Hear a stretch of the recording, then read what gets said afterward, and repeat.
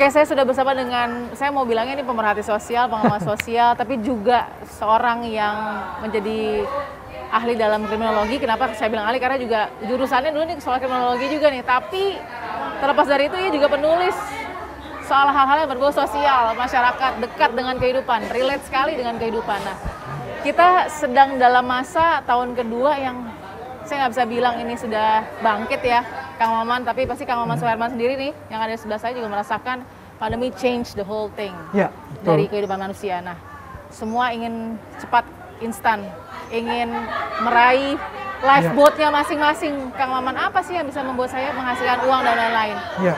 Nah, yang paling prihatin adalah dengan viralnya salah satu video di Babelan Bekasi ya, Kang Maman. Viral video penggandaan uang, potensi penggandaan uang dengan cepat. Hampir tiap tahun sebenarnya kasus ini terjadi. Ya. Tapi kemudian kita selalu tahu bahwa penyebab utama adalah memanfaatkan situasi. Ya.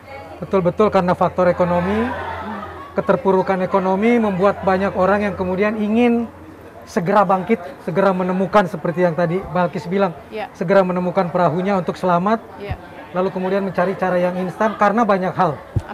Salah satunya memang ada budaya paternalistik yang masih kuat di Indonesia.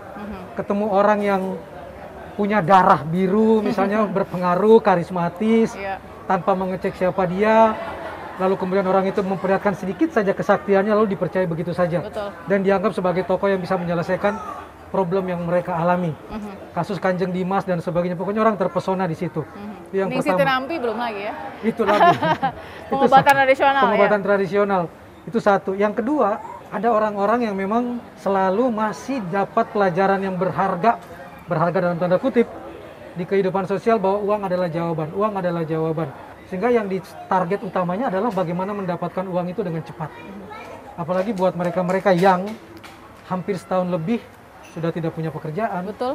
Itu yang membuat mereka bagaimana tetap bisa bertahan. Dengan kondisi seperti ini, orang-orang yang berpikir ala pasiennya dari Herman ini ya, kesannya dukun pengganda uang yang mendapat sebutan sebagai ustadz malah justru di situ, adalah jalan keluar. Pasti akan ada Herman lagi nggak yang lain? Yang kita baru dapat satu, saya selalu berharap ada efek domino di mana akhirnya keluar bahwa saya juga tertipu. Dan menurut saya ini bukan tiba-tiba. Biasanya mereka punya jejaring yang sangat kuat. Mereka bisa berpindah-pindah dari satu tempat ke tempat lain, menaruh orang-orangnya, lalu kemudian korban-korbannya ada beberapa orang yang dianggap kuat, dijadikan kaki tangan untuk mencari korban yang lain.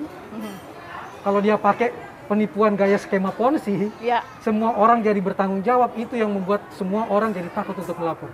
Dan si pelakunya, si penjahat yang mengaku Gus, yang mengaku Ustadz, yang mengaku Kanjeng dan sebagainya itu nggak bermain sendiri. Tapi kita juga jangan menyalahkan masyarakat yang, mohon maaf, mungkin tingkat pendidikannya menengah ke bawah ya. Dulu kita juga tahu pada saat kasus Dimas Kanjeng, justru orang-orang yang berpendidikan tinggi ada di belakangnya. Itu dia.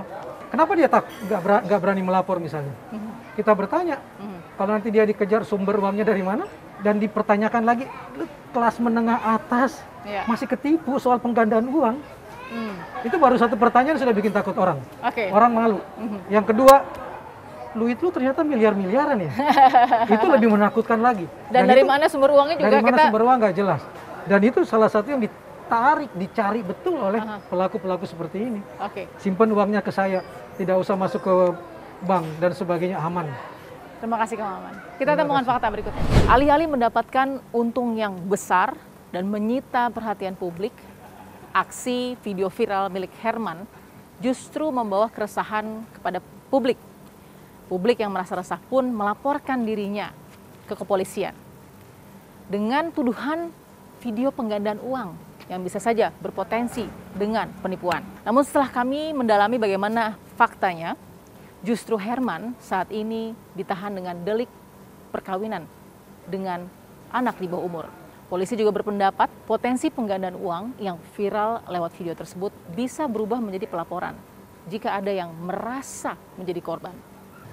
Wawancara eksklusif yang kami dapatkan dengan tersangka Herman pun menangkap penyesalan Herman karena telah melakukan aksi yang akhirnya viral dan membawa dampak tidak baik dan petaka untuk keluarganya yang saat ini masih merasa syok.